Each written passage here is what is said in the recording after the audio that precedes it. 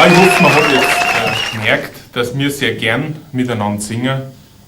Wir dann auch sehr gern mal A Cappella singen. A Cappella kommt aus dem Italienischen. A heißt ohne, Cappella heißt Gitarre, also ohne Gitarre das nächste Lied. Dazu haben wir dann auch ein kleines Motto. Wir singen gern zu mehrend, doch das klingt meist verheerend. Allein klingt's oft geschmeidiger, drum singt's jetzt Robert Weidinger.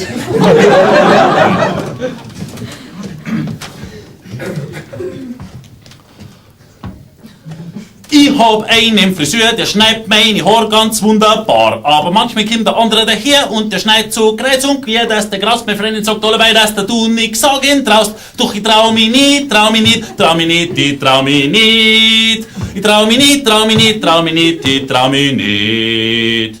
Ich bin seit Jahren mit einer Frau liiert, der ihr Kochkunst immer mehr an Qualität verliert.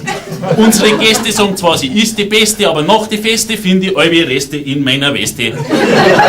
Mein Spitzel fragt mich oft, dass dir nicht graust, sag einmal, dass du da nix sagen traust. Doch ich trau mich nicht, trau mich nicht, trau mich nicht, ich trau mich nicht. Nein, ich trau mich nicht, trau mich nicht, trau mich nicht, ich trau mich nicht. Ich fahr sehr gern in Urlaub ans Meer, doch mein Nachbar fährt mir allerweil hinterher.